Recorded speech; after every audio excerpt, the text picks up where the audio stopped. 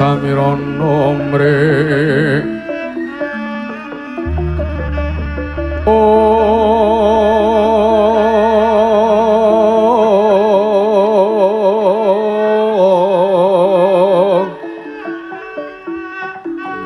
sekar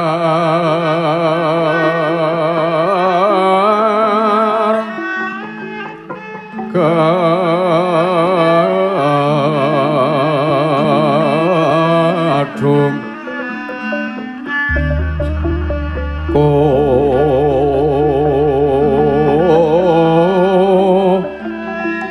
ngas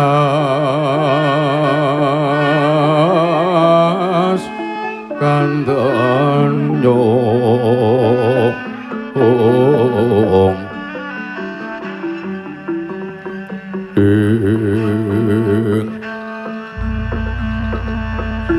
maweh araras retnaning driya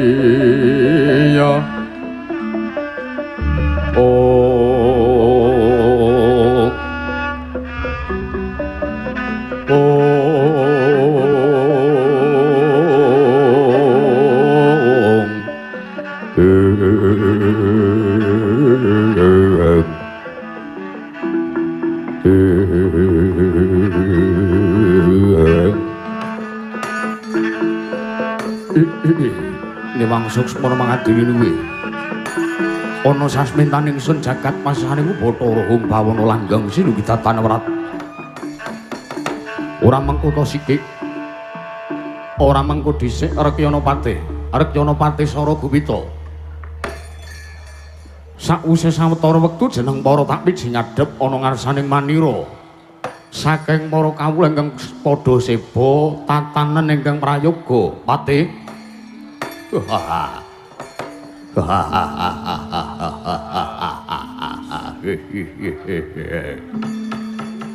Donamit pasang kalimantapi sinapetoy milo-ilo tepino saking siku dendaning Bathara Sinuwun parang paduka Gusti kula Kanjeng Sinuwun Prabu ing Mandura iki pun Sinuwun Prabu Basudewa amiji dateng pisanipun ngabdi kepatihan pun Sara Gupita. Iya. Dawuh paduka badhe kula estakaken badhe kula candhengga jimat namung dereng lan sak sampunipun kula nyuwun tambahing pangestu Sinuwun. Ya. Rekyana Pati yen to pancen sira iku patih kang utama, patih kang linuwih Parta Dyaki tak pangestoni laku utama tindakna selawase urip Patih Sara Gupita.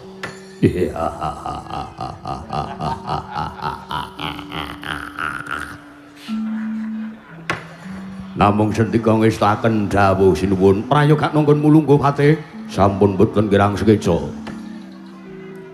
Ora mengko to dhisik garwaning sun ya sisianing sun ya garwa Mandura.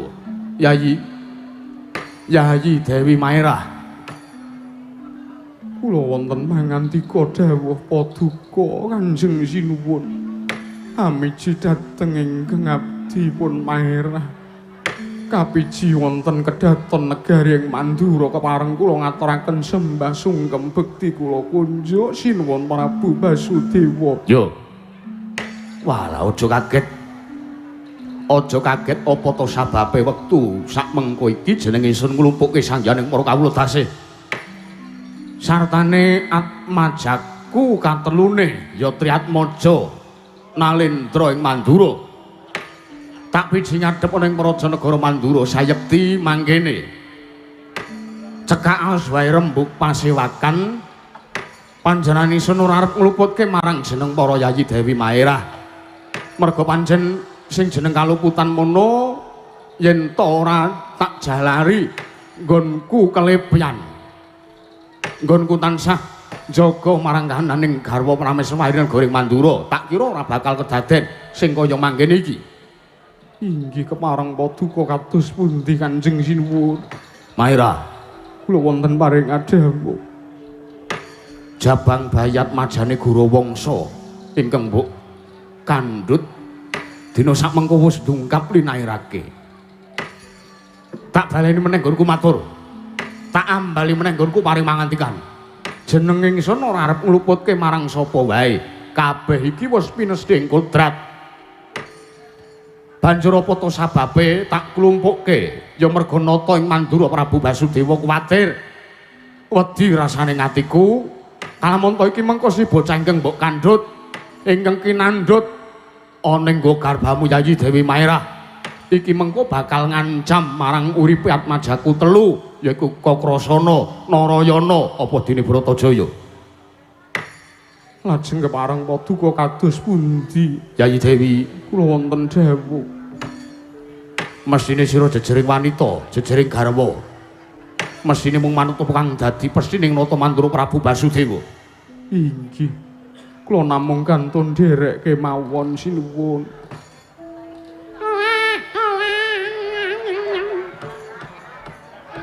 Aduh ngelak iki.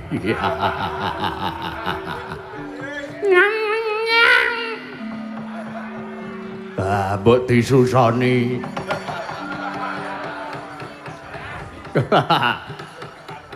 Sara Gumita wonten dawuh. Menengo. Nggih. Aja ngendika aja matur sing ora-ora. Isaken dawuh. Kepareng paduka kados pundi kula namung kantun nderek sinuwun. Triyatmaja Mandura bakal katitipake ning Widara Kandhang. Mekaten. Iya. Bakal tak titipake ana ngersaning Kyai Demang Sagopa. Sabab apa? Aku kuwatir yen to ngasi mengko Atmaja ingkang mbok kandhut, bocah ingkang mbok kandhut mongko kuwi tedhak turuning Prabu Gorawangsa. Prabu Gorawangsa kuwi ratu sing deksara. Inggih. Nuwun sewu sinuwun. Sara Gumita piye? Panjenengan menika rak nuwun sewu. Kanjeng Dewi Maerah menika rak garwa Prameswari Mandura. Iya. Ning kok saged patutan anak-anak kalih ratu liya negara niku pripun critane?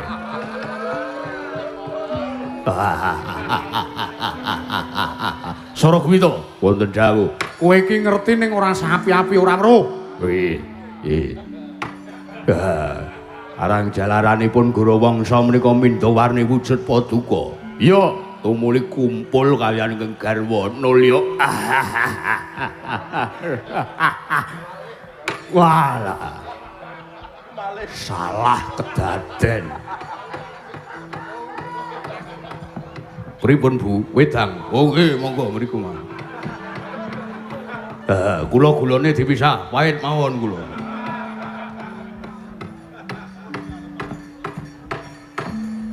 Kula namung nderek kersa paduka menawi sampun kapesthekaken bilih Triyatmaja Mandura inggih menika pun anak kula Kakrasana Narayana menapa dinipun Sembadra inggih Bratajaya badhe katitipaken wonten Widara Kandhang kula kantun nderek kemawon sinuwun. Yo, yen mangkono. Aja nganggep yen to jeneng ingsun meksa kelawan sira ya Yayi Dewi Maerah. Merga pancen iki wis dadi anteping tekad nata ing Mandura Prabu Basudewa sartane sira Yayi Dewi Maerah uga wis nyarujuki marang apa kang dadi pepesaning kodrat. Inggih, isaken dawuh. Rekyapati. Wonten dawuh. Marata diaki larapna praptane Demang Sagopa, jeneng ingsun bakal sak pejagong malah kepara masrahake Atmaja. Katelune ana ngersaning Demang Sagopa dimen genala mentah mapan ing Widara Kandhang. Sik to tak ngiling wedang riyen kula niku. Kedap. Niki wedange dereng tekane. Ditimbali didhawuhi ratu kok ya sida semaya. Nggih, nek ngaten kula ngestaken dawuh sinuwun. Nyan seswa matur marang Risang Mahayagi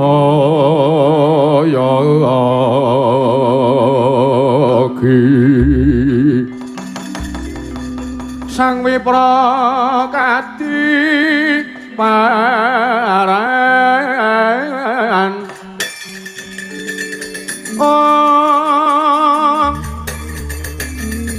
Yogya sarining marana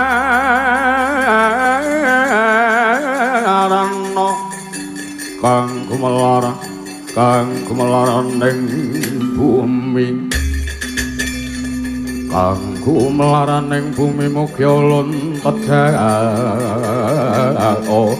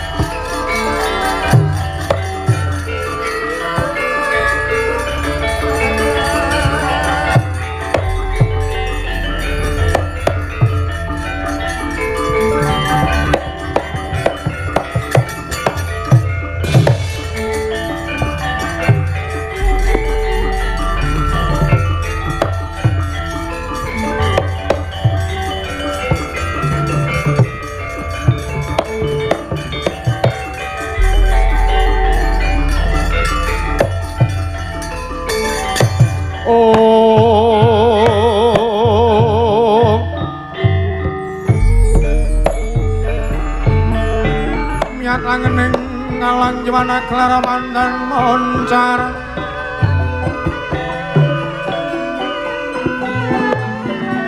tinon lere kekonang suram sorotetan padang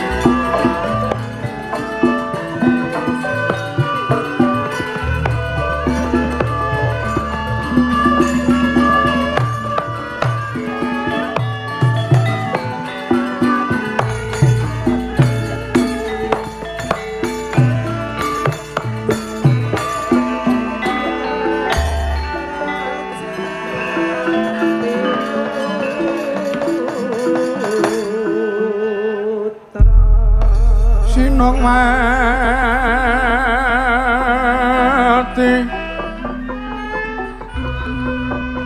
Sinong mati jagat inari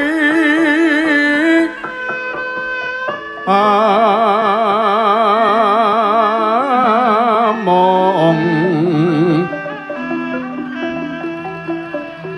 mbak lumembak ombak ing samudra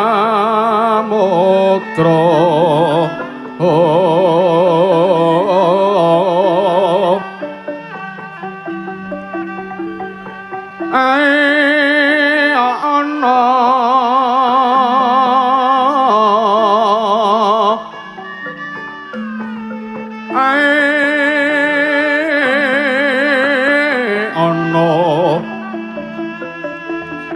bali lumut amre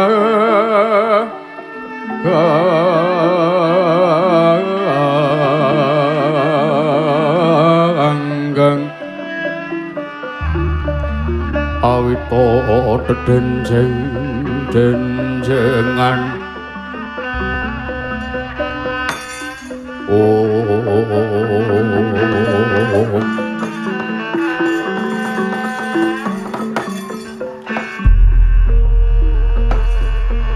Patih Sara Gumita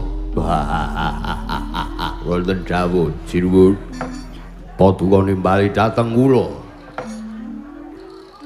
atur panuwun kang tanpa pepindhan merga jeneng para usaga sarta rambat dalem kang dadi dawuh Nata Mandura istaken dawuh Jinuwun lha menika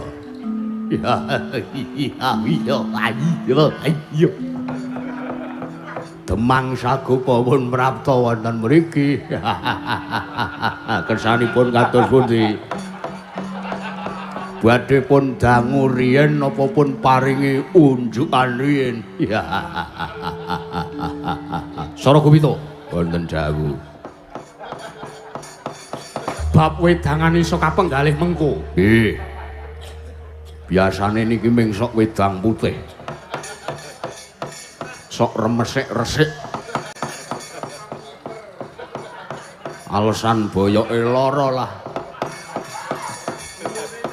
Sara Gumita menenga aku tak ndangu kelawan Sagopa nggih ngestaken dawuh kasumanggaken Sinuwun Sagopa kaki Demang Sagopa sak sawanmuning Prajanegara Mandura ana ngarsaning Prabu Basudewa padha kanthi harja sak praptamu kaki Demang Sagopa nyuwun wonten pangandika dawuh paduka Kanjeng Sinupun saderengipun sowan kula mboten manggalangan setunggal punapa amit pasang Kalimantan sinabeta ing ila-ila tebena saking siku dendhaning Ubathara Sinupun kepareng kula ngaturaken sembah sungkem pangabekti kula kunjuk wonten ngarsanipun Sinuwun Prabu Basudewa sesembahan kula ing Mandura ingkang abdi pun ateng kawula nuwun. Ora mengko siki. Ya tak tampa tiba sepadha-padha kaki Demang. Ning ora mengko siki. Kowe kok entuk sesebutan anyar ateng kuwi saka ngendi? Nggih wiwit sarap kula kenging mboten saged menga-mengo kalian rencang-rencang tangga teparo menika dipun wastani ateng Sagopa mekaten. Ya wis diterima-terimake ya kaki Demang Sagopa. Inggih. Kula jak teng Sangkal Putung mboten kersa kok. Mesake jancane iso mari niki. Mosok ora sida wibawa. Wis lingguh besus nggawa klambi kejawen kalahe mung karo gelas ndarapane sampean ki aja keguyu kok nek sampean kaya aku wes omongane sing apik wae sampean ki gaweane geguyu kanca sampean geguyu mesti ora kuat lahir batine terus pamitan lunga kaki Demang Sagopa kula nganten dawuh aja omongan dhewe jeneng ingsun bakal paring dawuh lawan jeneng sira ngisraken dawuh nek mboten dicak omongan Ndorapati dobleh kula mboten omongan kok mangkene yo kaki Demang inggih kados pundi mangerti yo atmajaku katelune kaya-kaya diancam uripe mergo ngelingi lakon Jabang Bayeng kang saiki ki nandhut dening Yayi Dewi Maerah nggih ngrana kejaba kuwi atmajane Prabu Gorawangsa ora suwe meneh wis ndungkap linairake inggih keparengipun tak jaluk sarta aku masrahke Triyatmaja Mandura Kakrasana Narayana sartane Bratajaya tak pasrahke ana ngarsamu ing pengangkah mung arep tak singitke merga yen ora tak singitke ning Widara Kandhang yen ora tak masrahke nang samu kaki Demang Sagopa tak kira besok lamun to Jabang Bayi lahir atmajane Gorawangsa iki lahir mesti wae bakal ngancam marang uripe Turas Mandura mongko ingkang tak gadang-gadang besok ingkang bisa lumintir ke Prabuning Nalindra Mandura Prabu Basudewa kuwi ora liya kejaba mung anakku lembarep kengaran Kakrasana iki. Lah yen to ngasih mengko Atmajane Gorawangsa lahir ndungkap dewasa. Mengko rak malah Atmajaku sing aran Kakrasana, Narayana lan Bratajaya iki diancam patine karo Atmajane Gorawangsa. Nata Mandura ingkang kabitunan. Apa bakal kelakon mengko negara Mandura rusak? Apa bakal kelakon mengko negara Mandura bubrah selangkrah kahanane? Mekaten sinuwun. Ya. Lajeng wigatosipun kula pun timbali. Wah, budhek. Wis ora iso mengo budhek.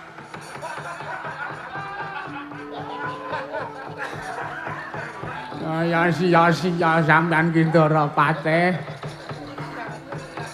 Sampeyan ki dipasrayana Kakrasana Narayana Bratajaya disingitke ning Widara Kandhang. Sampeyan mong nganti gedhe aja ngasih ketemu karo anake Gorawangsa ingkang sakmengko isih dikandhut ana garbaning Sang Dewi Mairah. Ora ngaten. Yo. Nek ngaten kula ngestakaken dawuh benjang menapa mangkat kula sinuwun. Ora ketang sambung borcana lintang nulya tak pasrahke iki Atmajaku Tri Atmaja Mandura Tampanana. Kagatri sanggapirang rinangkul kinambet kempet dosang retnaning bawana. Ya tukang walang ati malah daya-daya kula badhe nampi nulya kula badhe nyuwun pamit sinuwun. Ngati-ati aja kaya bocah cilik kaki Demang Sakupa.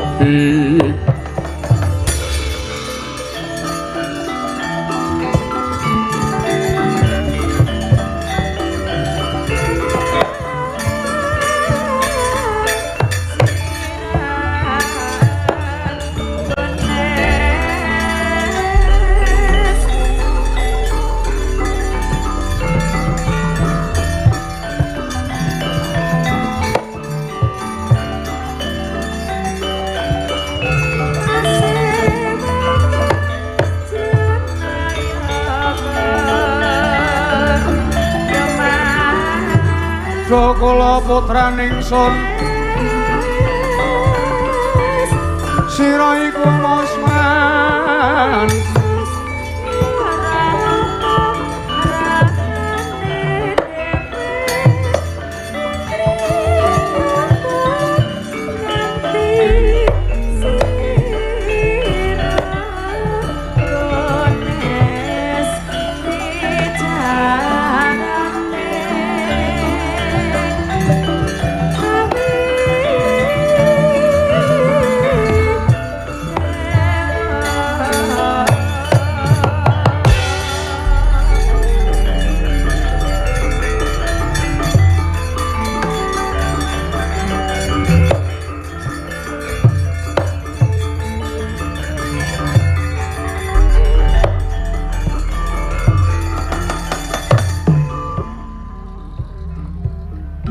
sampun kula tampi Triatmaja inggih keng putra tetiga sinuwun. Ya. Tak balang puja-puji sesanti. Tak jaluk Atmajaku iki gula wencahen mongen nganti dewasa. Kebecarane nggonmu nyingetake supaya besok ora diancam uripe dening Atmajane Gorawangsa. Inggih, inggih. Ya senajan pabot rasane atiku Sagopa. Nanging gandeng iki wis pinesthing kodrat. Gelem ora gelem iso ora iso panjenengan sun kudu ngeculake. Malah kula daya-daya nyuwun pamit. Sing ati-ati aja kaya bocah cilik kaki Demang Sagopa.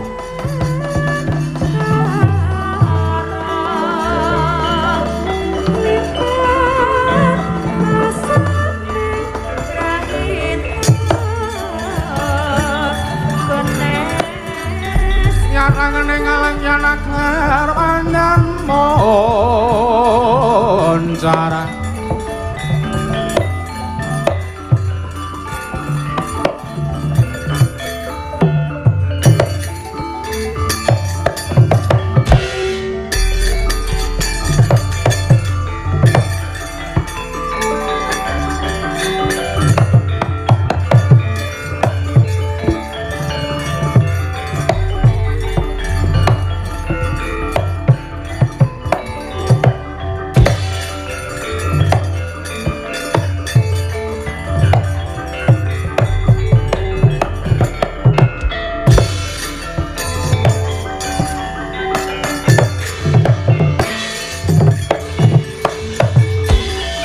tansah marmamoring sukma sinukmaya winajenga sepi sinimpen teleng kalbu pambukaning marana taralen saking liap layaping nyaluyup pindha pecating sumpana sumusuping rasa jati sumusuping pindha pecating sumpana sumusuping rasa jati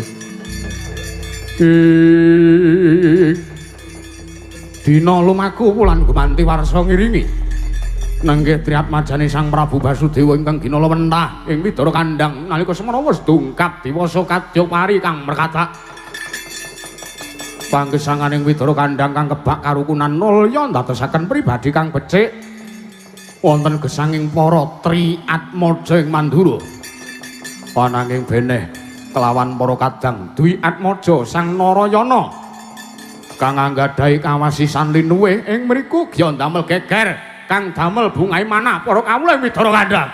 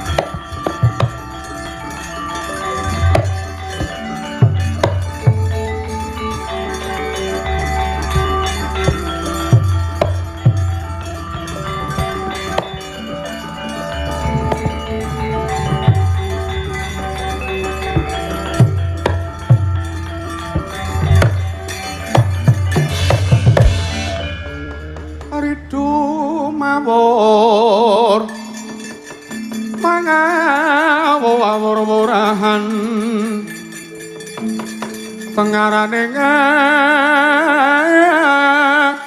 sorit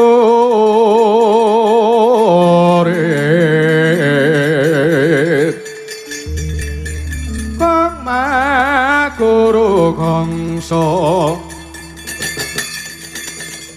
tetekat yobu tula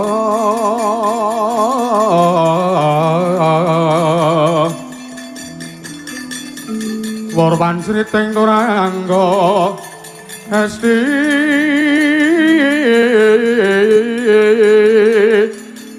ora kata enggang Dojo lelayu sepi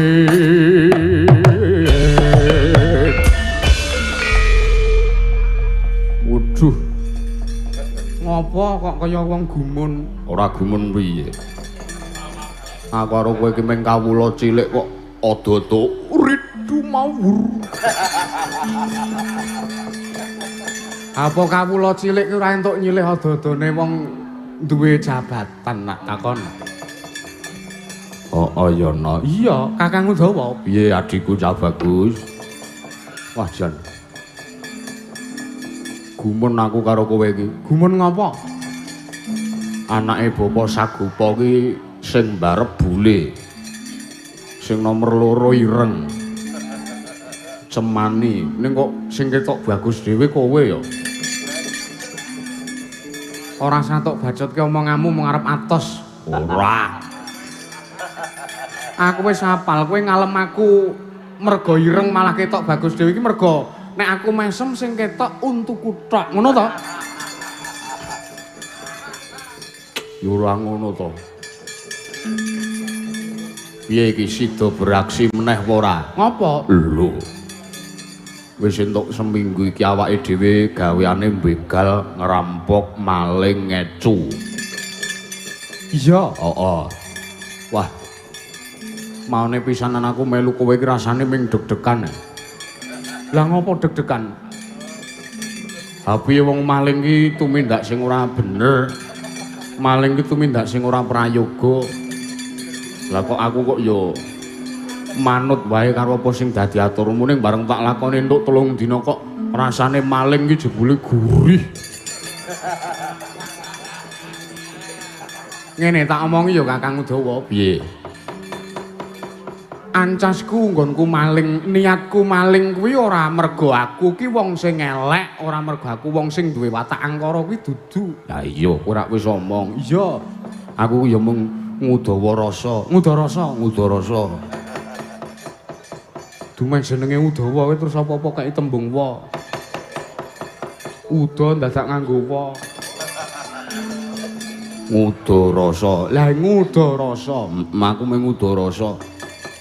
Maling iki janjane rak tumindak sing ora bener, tumindak sing kleru. Sik Kakang Udawa aku tak omong. Piye? Kleru tumrapmu kuwi durung karuwane kleru tumrapku. Semono uga bener tumrapku, durung karuwane bener tumrap awakmu ngono lho Kakang. Mergo bener kuwi kapirang dadi 3 perkara. Siji, wah arep ndalil iki saja. Piye terusno. Siji bener tumrape sing gawe urip. Pindho bener tumraping bebrayan. Lah sing ping 3 bener tumrap diri pribadi. Ya kaya sing wis tak aturake bener tumrap diri pribadi kuwi bener kanggoku ning urung karuan bener kanggomu. Mudeng? Paham. Iya. Terus bener bebrayan. Bener bebrayan ki ya sing wis disepakati karo wong akeh kuwi aran bener bebrayan. Oh, ya arep kala mangsane wong akeh nek rapat ki ana 1 2 sing ora sarujuk. Ya ning mergo kalah karo omongane wong akeh dadi ya wis gelem ora gelem manut. Heeh. Lah nek bener tumrape sing gawe urip piye? Bener tumrape sing gawe urip. Nah nek kowe takon karo aku ora weruh. Wah, omonganmu atos ora. Aku tak takon to. Piye? Apa kowe iki wis tau ketemu sing gawe urip kok malah takon bener tumrape sing gawe urip kepiye? Ah mumetah ayo beraksi yo. Ayo. Kae tak sawang wong-wong Sengkapura.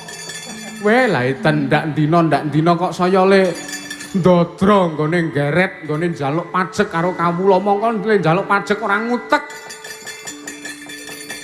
Pajek nek wis dijaluk ora kanggo katentremaning rakyat ning pajek malah mung dikorupsi gagelake karo wong dhuwur-dhuwur wong Sengkapura kae. Ha iya.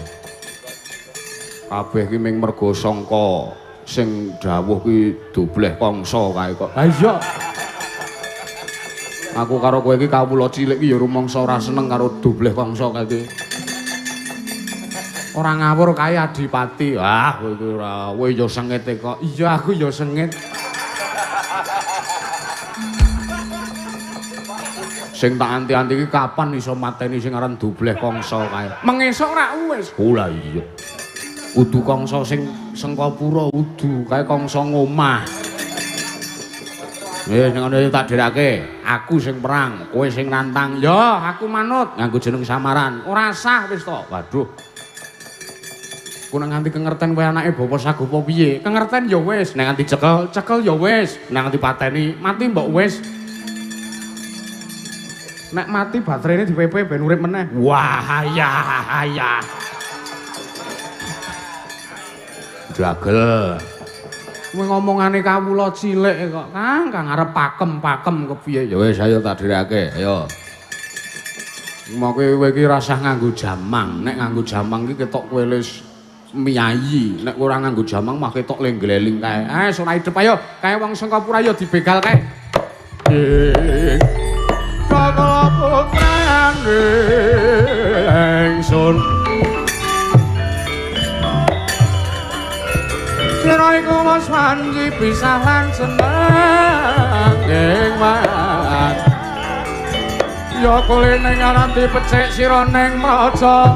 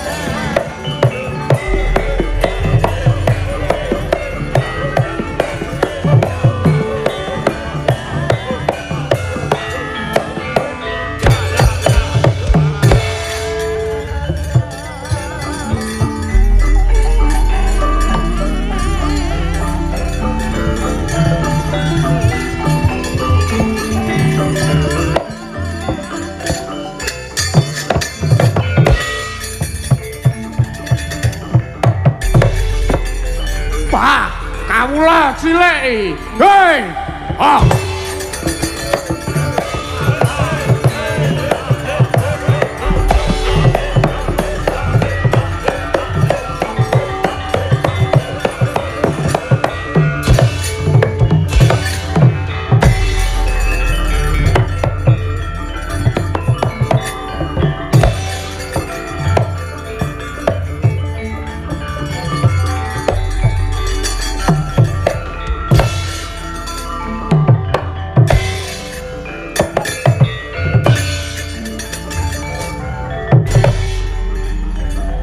walik kok.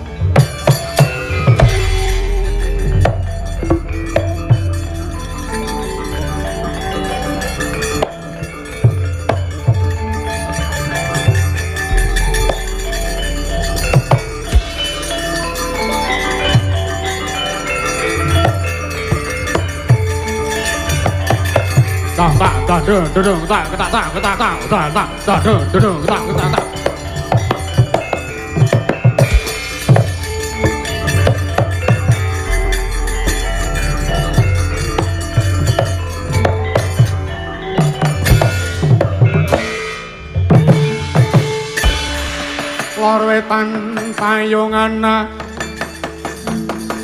wetan gawe tayung ngana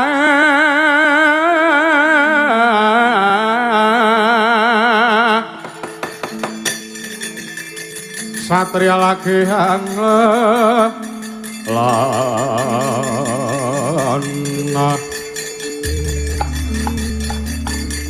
teja mandor lirewang kawa lirewang kawa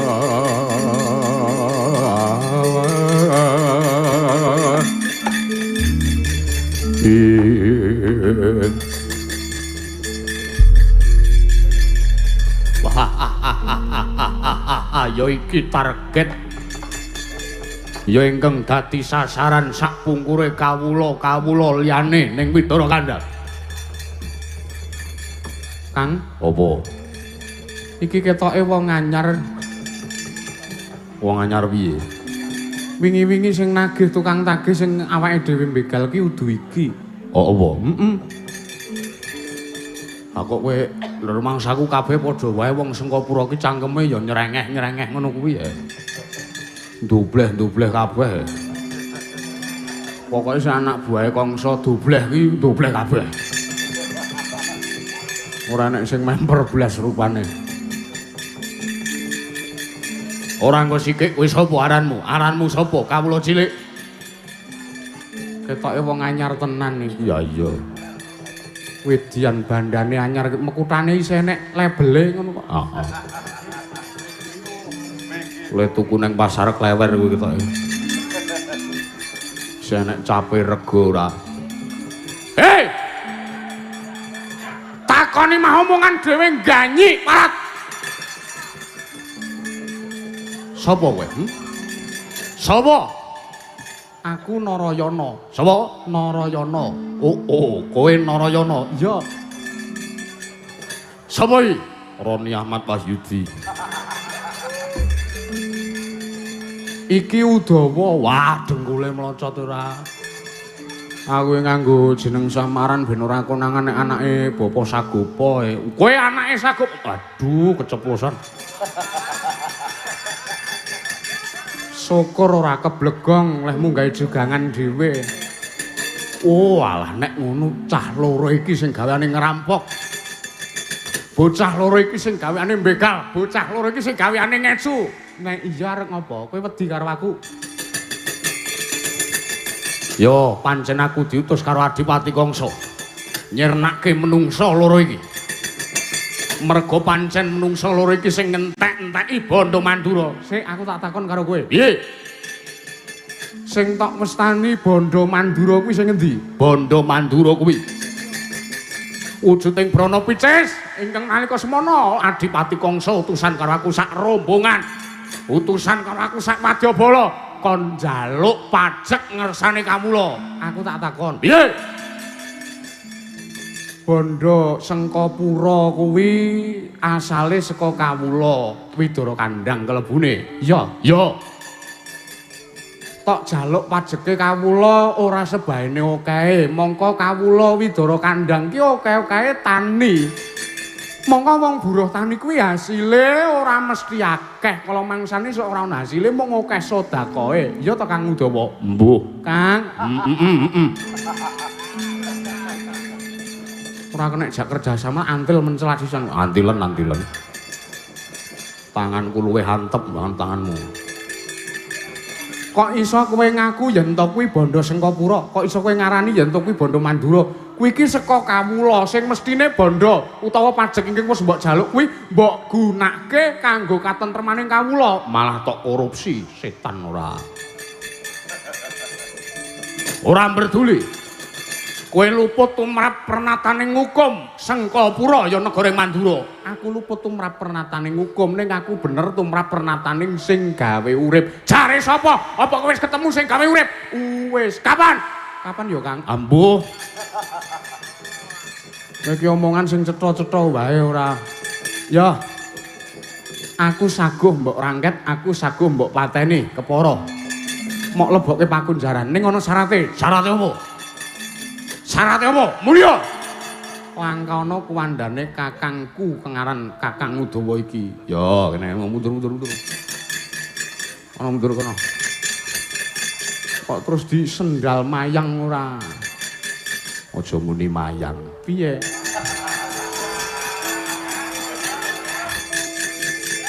Ngopo ora entuk muni kuwi? Bojone Kangsa. Pengapusane Kangsa ya kuwi. Kowe Udawa kowe? Kowe Udawa? Heeh, aku Udawa. Anak Widara Kandhang wis kebacut konangane kok. Menungsa rambute kaya rambutan. Ora pantes urip ning Prajanegara Mandura, ora pantes dadi kawulane wong Sengkapura. Ayo, maju. Aja kok kowe kerubutan sak Wadyabalamu sak Sengkapura. Ora-orane aku gigrik. Wah, lah tanak senteng dasmu tekan Papua kuandamu.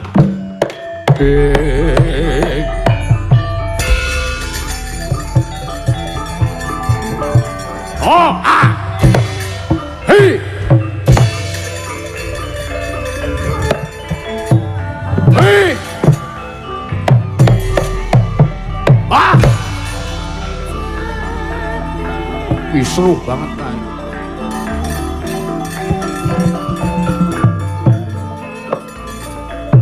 Waduh.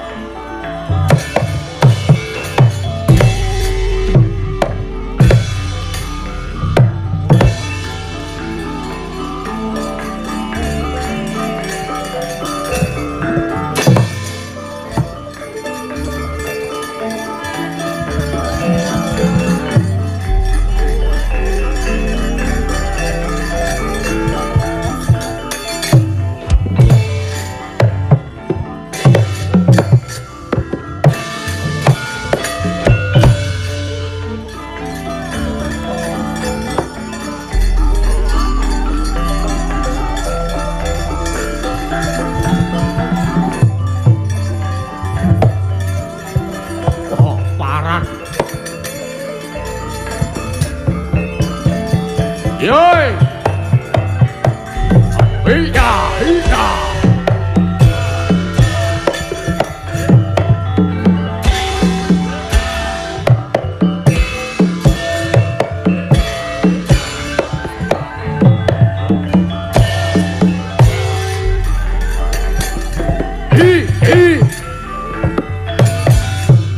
Awas.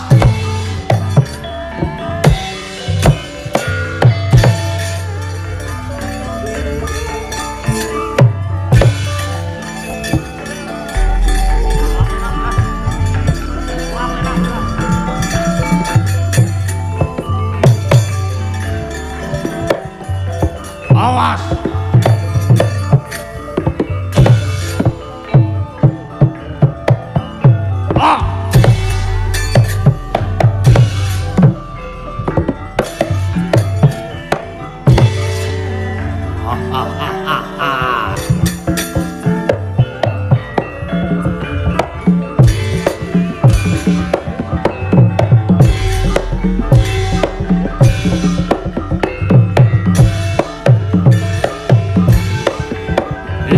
Susu.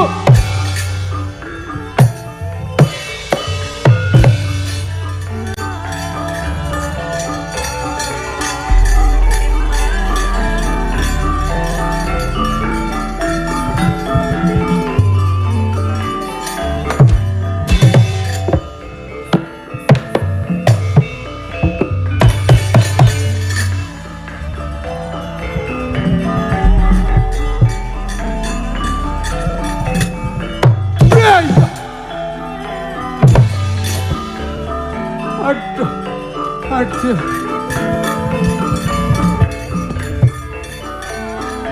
Aduh. Aduh. Wah. Ah. Oh. Iya. Aduh. Sianane. Aduh. Oh. Matilah. Ah. Iya, plungrat, plungrat, plungrat. Ha, iya. Oh, wih. Wih, oh, oh, ah.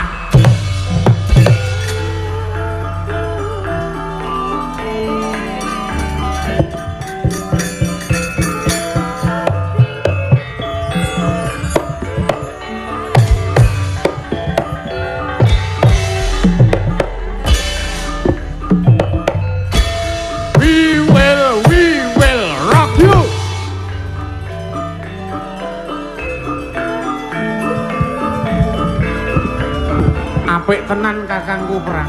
Macet. Ngetokke lagune Queen barang.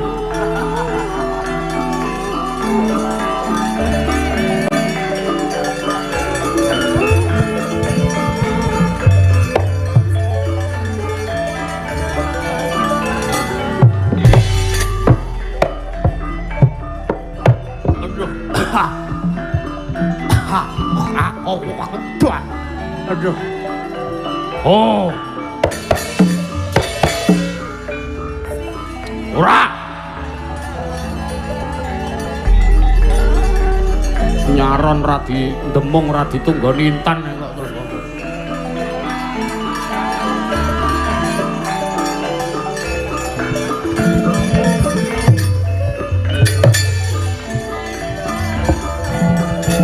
Awas, awas. Oh, tutu menungsa, men.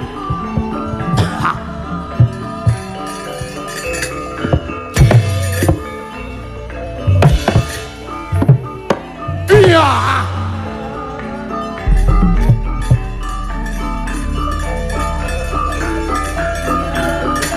Oh. Awas, boy. Iya. Ah.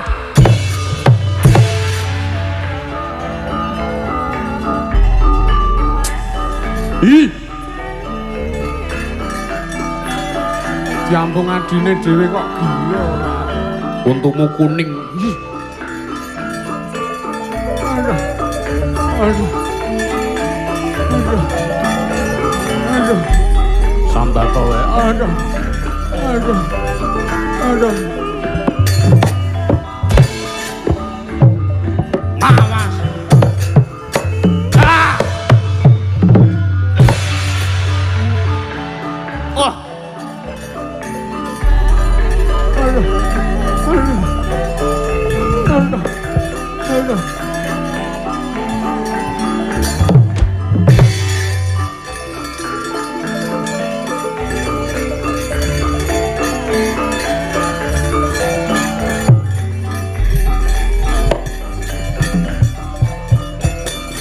Mati.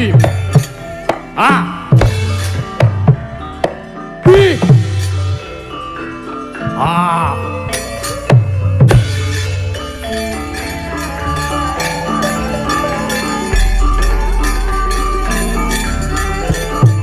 Ah.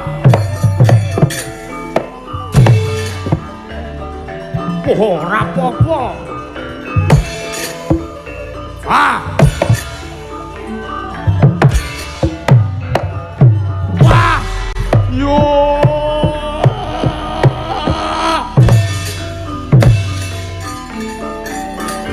Oh, mati ra kowe. Ah, iya. Ah, iya.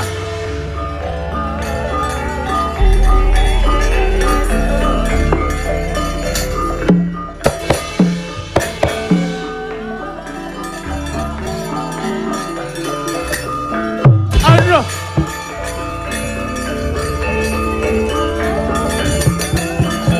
Ya, iya, iya, iya, iya, woi, woi.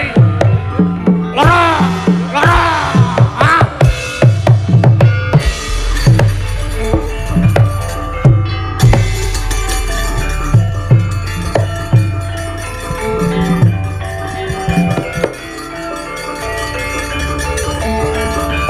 Hey!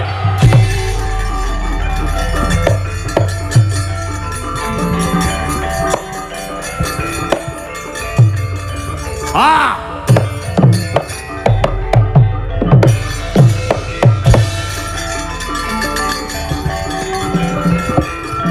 Hey!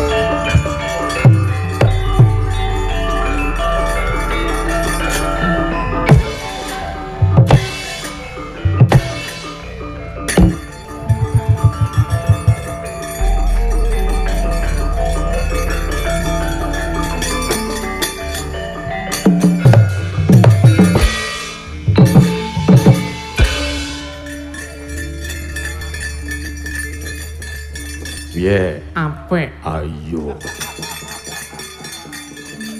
Ngarang aku ki sarjana seni. Seniningan po. Heeh. Wis dontek. Anak buahe sapa? Dobleh kongso. Heeh. Nek kowe wani ngandhake nyebutke ngono nek aku ora wani kok. Oh nyatane ya dobleh kongso tenan kok piye. Mosok kon ngarani Den Bagus Kongso ora pantes-pantes. Ning iki malah urung entuk hasile, Ci. Ha ya wis tegese kae mau urung do sida njaluk pajek. Oh, Ning kok gek do digawa mlayu. Waduh, piye iki? Lah nek ngono malah bener omonganmu iki urung ana hasile lek awake dhewe begal ngerampok maling ecu. Narayana.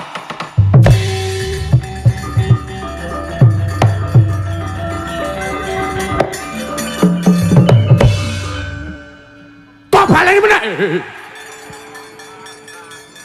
Setan. Kowe iki sing gerang kudune ngandani. Aku ngopo meneh? Aku ki dijak ngerampok ya mergo adimu ki lho, No Karsana. Nek kowe dijak karo Narayana kuwi piye carane? Piye carane mbok kandhani? Piye carane mbok ndak? Mbok kandhani kanthi srana alus. Ora malah ndombengi. Ndombengi ki apa? Ngewangi. Ah. Tuwekan ra mikir. Ki yang ngono. Iki boten. Duh, kondekture muring-muring. Kondektur dasmu kuwi. Menungso ora tatanan. He, Narayana, wonten dawuh Kakang Mas. Narayana, wonten dawuh. Manuta tamu kuwi. Rono. Oh. Sia-sia ora.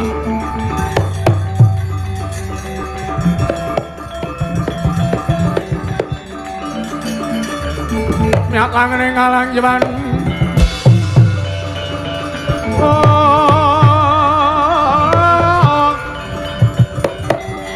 Aglar pandan mun syarat tinon lene kekonang surem sorotetan padhang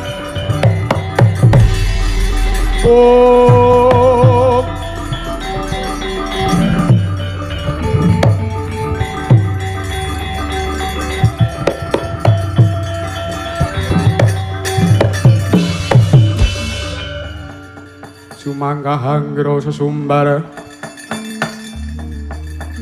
mawalindu bumi kuncing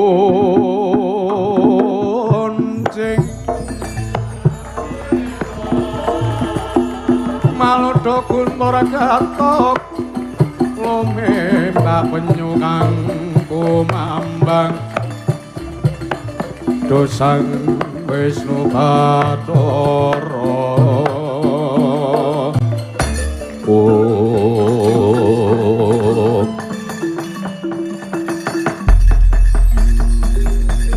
Cahidyan ora tatanan parat Narayana kula wonten paring dawuh Kakang Mas Kakrasana mrepeki dhateng ingkang rayipun Narayana semanten ugi kula nyadong dawuh rawuhipun Kang Mas Karsina.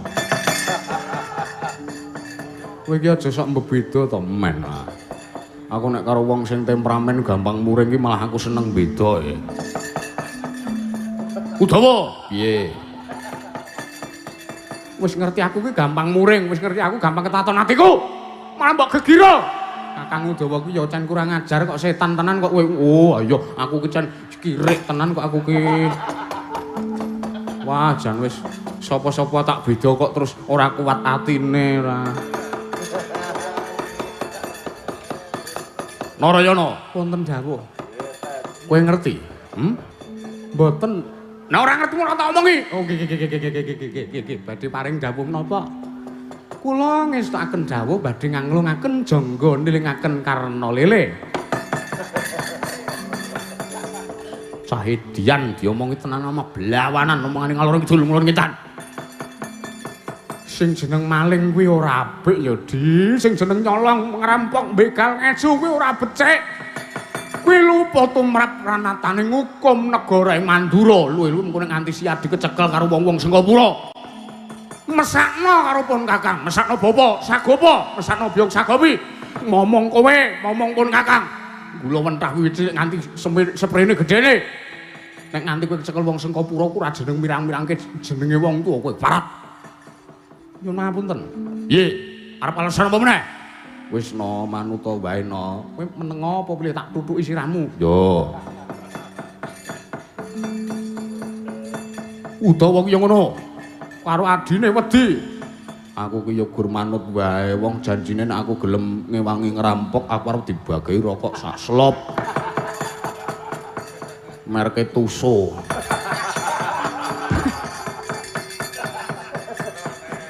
Ya aja ngisen-isenke to ngerampok hasilnya gede kok rokoke damen-damen ora. Tuso ki enak banget malah kuwi sing tak jaluk. Nyun mapunten. panjenengan kok saged ngendika menawi ngrampok begal ngecu maling menika lepat dasaripun menapa? Luput. Merga kowe ngrebut bondo ingkang ora sak mestine dadi duwekmu. Lho, nyuwun mapunten. Napa sak sampunipun utawi sak dangunipun kula ngrampok begal maling kalian ngecu? Menapa kula sampun saged ndamel papan omah ingkang magrong-magrong kula tak nyuwun pirsa. Kuwi. Tak ewangi. Apa saprene aku ngerampok ki apa wis iso DP mobil ngono-ngono ngono. Rak mboten to Kakang Mas. Lah iya nanging kuwi luput. Lah lepat kula wonten pundi? Duit bondo donya ingkang kula maling menika mboten kula rasake piyambak, mboten kula pangan piyambak, malah kepara najan namung sak gelo, sak real paribasanipun kula menika mboten ginakaken duit menika. Aku menggunake 100.000 no. Oh, lah iki dibelani ora ngerti wong belani setan tenan ora kok iki. Tegese piye? Teges kula maling ngerampok begal ngecu. Malak kalian tiang-tiang Sengkapura mriku bandane kula balekke teng ngersane para kawula merga nuwun sewu. Wong-wong Sengkapura mriku anggenipun narik pajak njaluk upeti kalian para kawula mriku ora ngutek jumlahe, ora ukur akehe. Menika ingkang rumaos kula mriku damel bot repoting kawontenipun para kawula. Kamangka kawula mriku nuwun sewu, penghasilanipun saben dinanipun mriku ibarate dienggo mangan wae cumpen. Lah kok nggo bayar pajak neka-neka barang. Ya nek pajeke kuwi mengko ki digunakake kanthi bener becik karo wong-wong sing ndonde jabatane ning dhuwur kono. Nek mung digaglak entek nggo korupsi piye? Mung entek nggo tuku motor listrik piye ngono. Ora sah reno-reno to kowe iki ora. Aku ki sok maca berita Nuwun sewu panjenengan menika nglepataken dhateng kula. Kamangka luput tumrap panjenengan dereng kantenan luput tumrap kula. Bener tumrap panjenengan dereng kantenan bener tumrap kula. Ah sembuh ngeyel, Ndek Adi ngeyel. Ora sudi Ndek Adi kowe ya.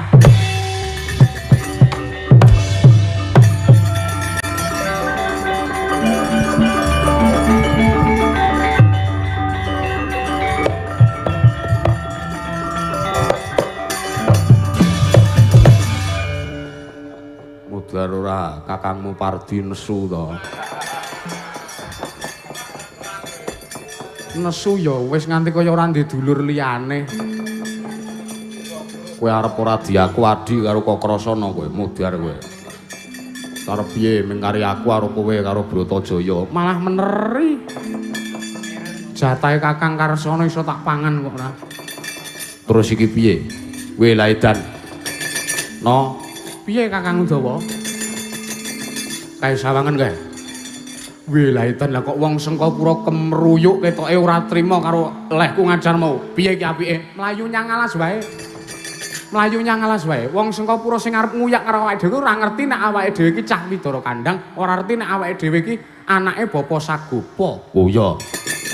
Yo, mlayu ning alas ben ngertine awake dhewe wong alas-alasan ngono to. Iya. Ben ora diarani nek anake dhewe iki anake Ateng Sagopa. Iya, ya wis. Ayo tak derake Kakang Udawa. Yo, ayo tak derake.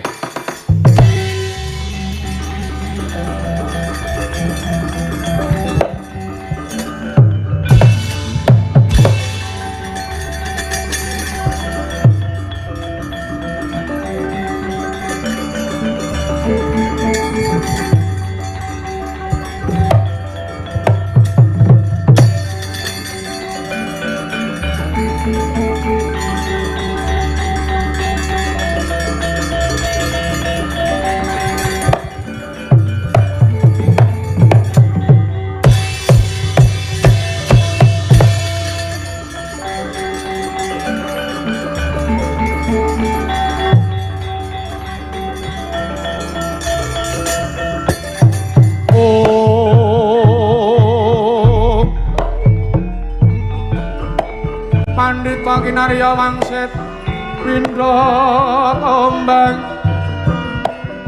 ngisep madu sarining pawang susah angin ngandikane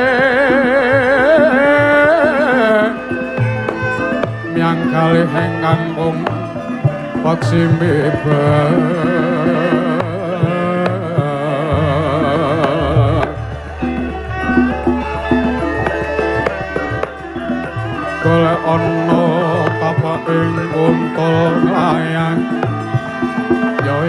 sayekti sang pinandhita medharna ngelmu kang sanyoto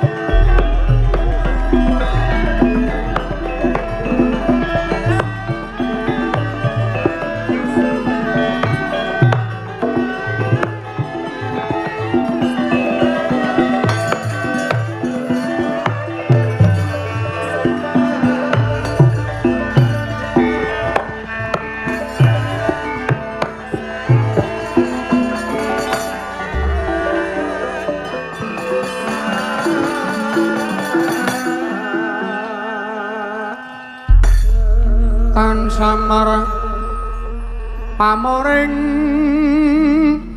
soma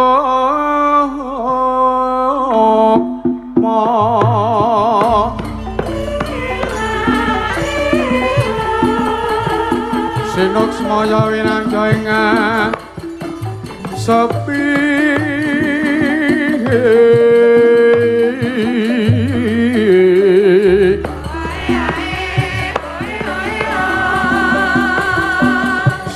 pun teleng ing abu pambu kaning warana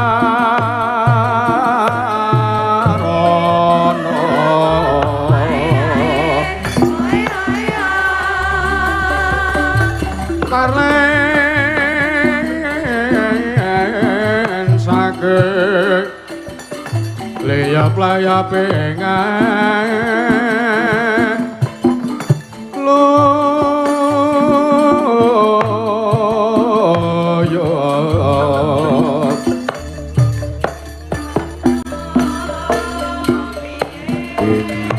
pecating sumpena sumusuping rasa jati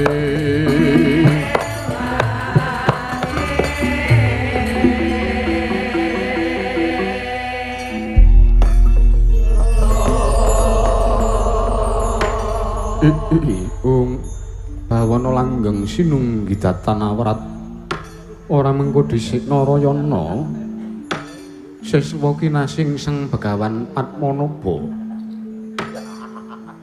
ingkang wis kepareng lumarap sowan ana ing pertapaning Untarayana padha kanthi slamet sak sawanira Narayana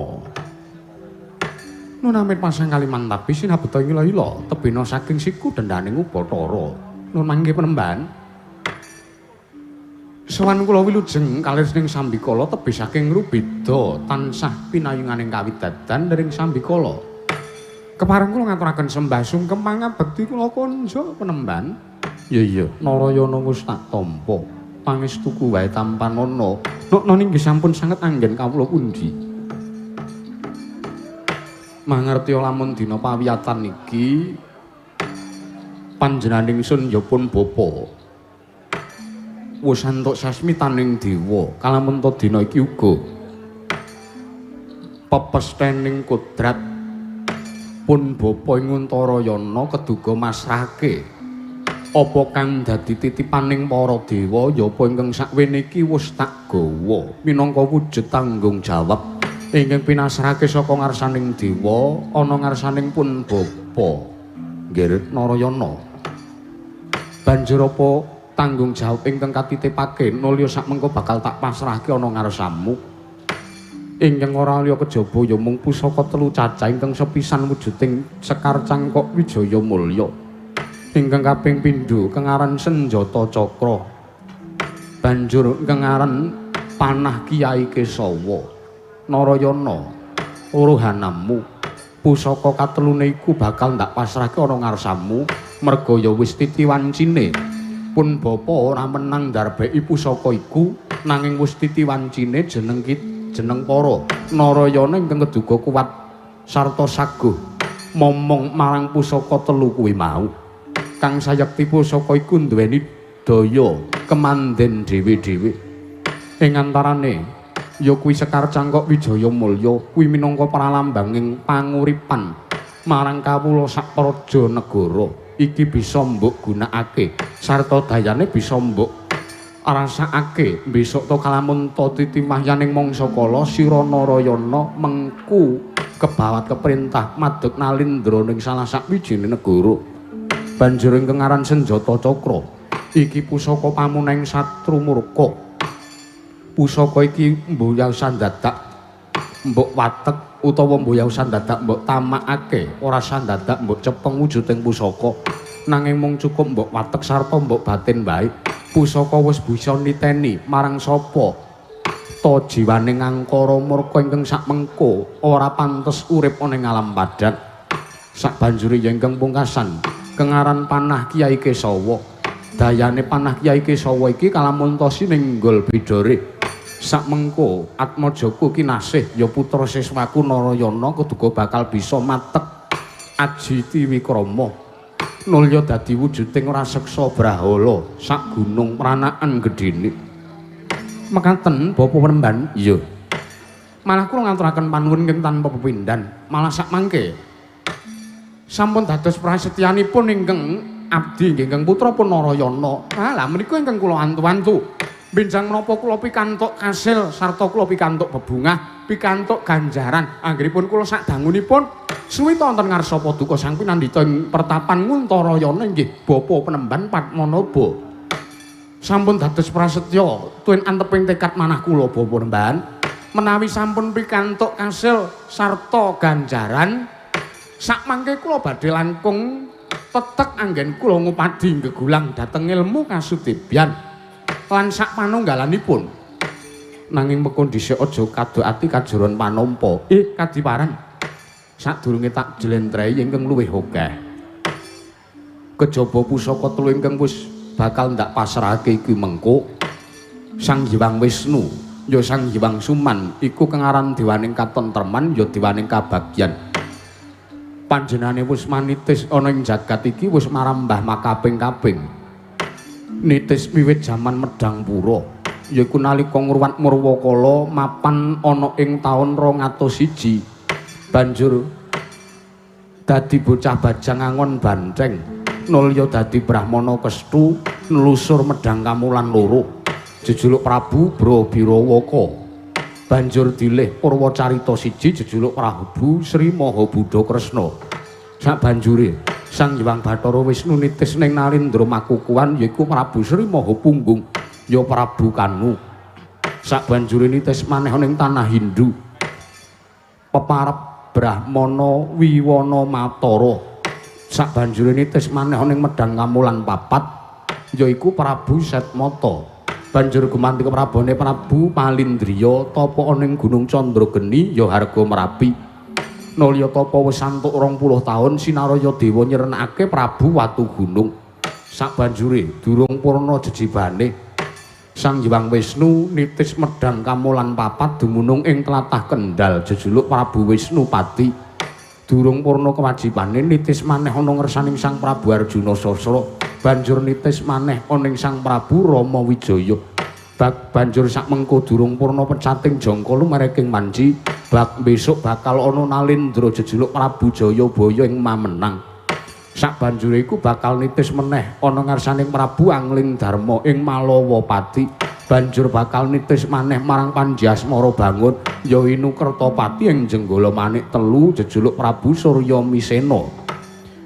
Sak banjure sakliyanipun bapa wis njlentrehi marang apa to kang sejatine Sang Hyang Bathara Wisnu mestine jeneng para durung dungkap apa sambung rapete lan apa gandeng cenenge Sang Hyang Bathara Wisnu kelawan pun bapa sartane durung dungkap apa gandeng cenenge Sang Hyang Bathara Suman marang Sira Narayana.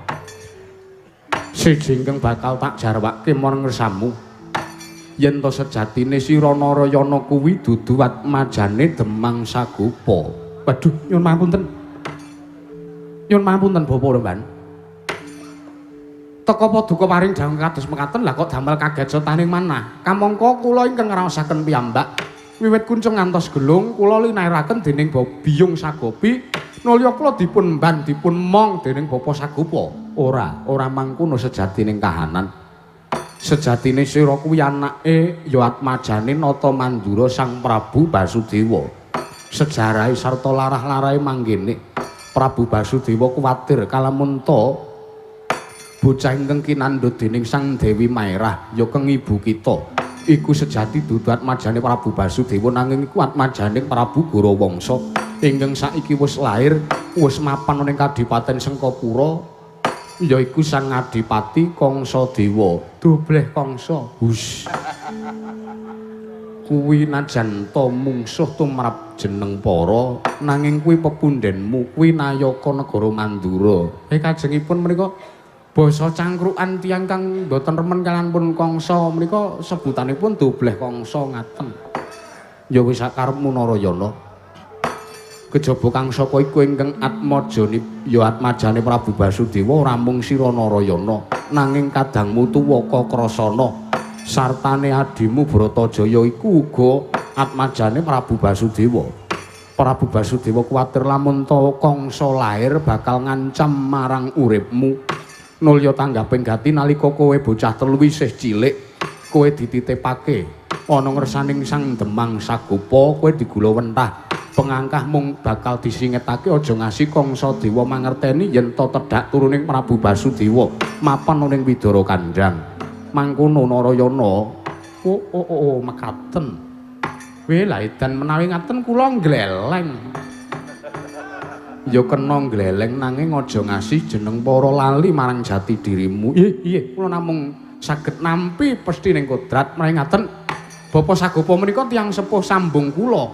Iya. Lajeng Kakang Udawa menika kadangmu Udawa kuwi sejati ya uga dudu atmajane Sagopa. Kuwi ya uga atmajane Prabu Basudewa. Mekaten. Iya, nanging beda ibu kelawan jeneng Sira Narayana. Yen to jeneng kita kuwi atmajaning Sang Dewi Maerah, nanging yen to Udawa kuwi anak ingkang patutan kelawan sinden. Wela, Kakang Udawa menika anak sinden to? Iya. Sinten? Lah ya sinden kengaran Sagopi ya Nyai Sagopi, ya kengaran Niken Sayuda. Sejarahe mangkene biyen nalika kraton negara ing Mandura iku nanggap karawitan ibune Udawa ya Nyai Sagopi ya Niken Sayuda iku ingkang ditanggap dening Sang Prabu Basudewa. Ya lumrah-lumrahe wong kakung duweni hawa, ya duweni hardaning kanepson. Nulya keluputan banjur tuwuh ya lair Udawa iku Narayana. Dadi Kakang Udawa kuwi bocah sing ora dikarepake laire ngaten. Mestine mangkono nanging pun bapa ora wani mestani ngono. Merga iku wadi. Inggih. Banjur sejarahe merga rumangsa wirangsang Prabu Basudewa nulya Demang Sagopa dipacangake marang Niken, ya Niken Sayuda iku mau. supayane Udawa digawe kaya-kaya Udawa kuwi atmajane Demang Sagupa kamangka kuwi atmajane Prabu Basudewa. Lah kok bapakku ki ya licik jebule. Ana sing ngetengi dheke kok terus diakokke wong liya iki lho, wah jan. Wis ora kena mestani kaya ngono. Prabu Basudewa ki sudarmamu. Nggih, namung guyon kok Bapa Nemban. Iya. Banjur ingkang pungkasan aja kaduk ati kajron panampa. Ih, kados pundi? Sayektipun Bapa njlentrehke kabeh iki. Ya kabeh ingkang wis pun Bapa jlentrehake iki sayekti oleh-olehane jeneng para suwita ngersaning Pandhita Nguntarayana Begawan Padmanaba. Nuwun sewu. Paduka teka paring jamu katen wis telas tulise Sang Begawan Padmanaba. Dina iki pesthi ning kodrat panjenenganing sun keduga manjing manites ana ing anggamu Narayana. Gunjang ganjing langit kelap-kelap katon lir genjang ing alis risang mawe kandrung.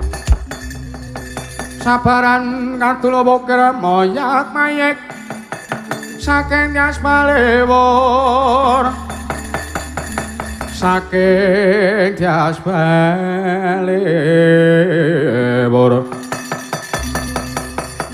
Kagat sira risang Narayana.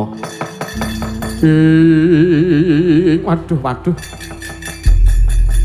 Sejati kula rumaos dereng tutuk dereng tuntas anggen kula ngupadi ngelmu wonten ngarsa Paduka Sang Bapa Penemban Padmanaba nanging kepiye maneh. Gandeng kabeh iki wis pinesti ing kodrat mula ta diagik. Wengakna lawang batinmu Narayana pun Bapa bakal manjing sak juga ning anggamu ngemong marang jagatmu ngupadi kaswargan anyar Narayana. Ngestaken dawuh Bapa kasumanggaken Bapa.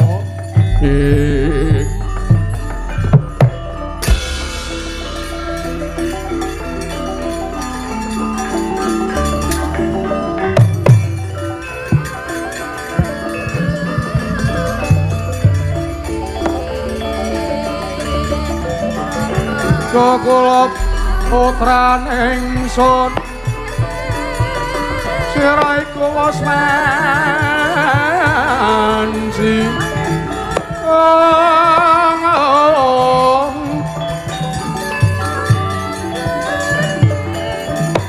pisahan jeneng wang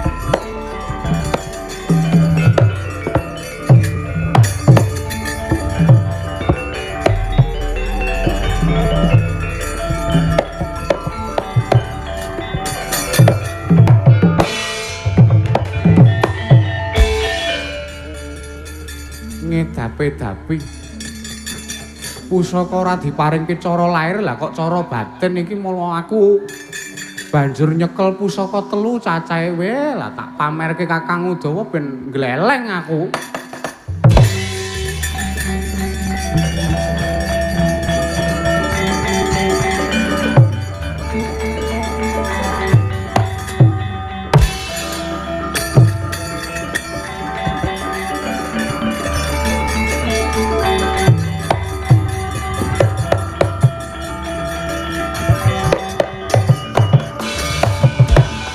Tinututi lamun katututan lamun wangsa prawira diktaya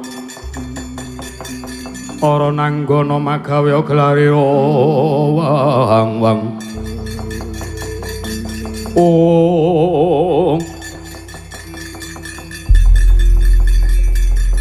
piye sowan ngersane Bapa Padmanaba entuk apa ki deloken waduh kok entuk perkakas rumah tangga barang dengkulmu amblek kowe mah nggawa Kok mah nggawa gir dikanari karo tawuran apa kowe? Gir dengkulmu melocot. Kakang Udawa, piye no? iki pusaka ora pusaka bahan-bahan. Iki wujude panah iki aran panah Kyai Kesawa. Kuwi nggo ngopo kuwi? Yen bedore tak senggol, iki mapane ning Kancing Gelung. Mengko aku iso matek aji mantram Tiwikrama, aku iso dadi gedhe. Mbok aku tak nyilih, aku kuwi angel gedhe maksudnya. Isih enom kok ya wis sambat angel gedhe lho Kakang Udawa, Kakang Udawa. Mesake bojomu sesuk. Wis ora. Omongan sing ora-ora. Sing ndelok kuwi ora mung sepuh-sepuh, cah cilik-cilik ndelok kabeh, seneng wayang kabeh. Omonganmu nganti celemongan tak papuk isisan kowe ra. Iya, sorry. Lah rumangsaku sing celemongan-omongane ket mau ki kowe. Oh iya ya. Ah iya. Aki apa ki kok kembang sak kaya petarangan pitik lambemu. Iki jenenge Sekar Cangkok Wijaya Mulya. Dayane ngopo? Iki kanggo panguripane wong sak praja. Lho, kowe arep dadi ratu apa? Ayo cita-cita ki kena wae. Wis apik dadi ratu wae, ora usah dadi penyanyi dangdut. Lah ngopo? Mergo menjadi penyanyi dangdut adalah cita-cita yang sudah lama cita-citakan. Lambemu kok apik. Tak silihe. Areng nggo ngopo? Nggo mangan plecong. Lambemu ra. Iki apa kok gir dikanari barang? Iki senjata cakra, iki senjata pamunahing satru murka. Weh, apik. Apik wae. Narayana tak omongi. Deleke.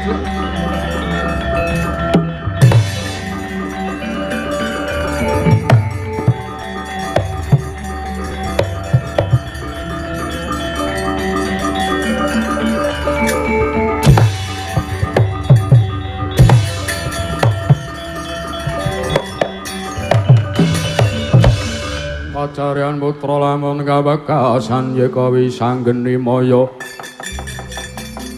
Wisnu Pradenda. Oh Narayana, kula wonten dawuh Kakang Mas. Aku entuk kawruh anyar. Kawruh enggal menapa? Aku karo kowe kuwi dudu anake Bapa Sagopa. Lho, lajeng atmajanipun sinten?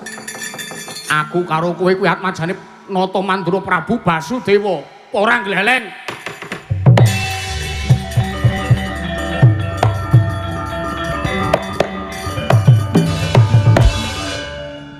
Oh, ngaten. Asah kowe iki. Ngerti omongi wong tuwa kok ora tau nglegake ati. Wong kula nggih pun ngertos kok Kakang Udawa. Piye? Kowe bingung to kok Bapak Begawan Padmanaba ora eneng? Aku wis krungu rembuke. Ya. Kowe ki anake Prabu Basudewa, aku ki ya anake Prabu Basudewa. Mung pekne mbokku kudu Dewi marang mbokku Niken.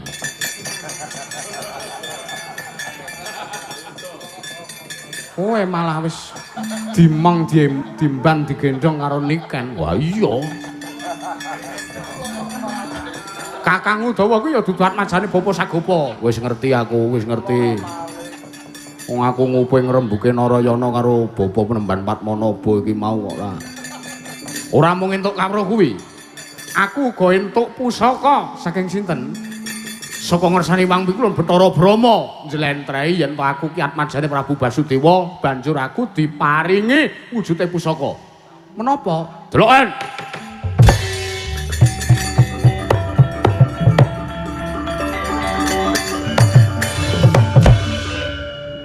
Iki senjata pusaka Wiradat aran Kyai Alugara. Ora mung iki sing diparingke saka ngersane Wang Pikulun Bathara Brama, nanging aku uga dipasrahi wujuding senjata kodrat kengaran Kyai Nenggala, mapane ning epek-epek.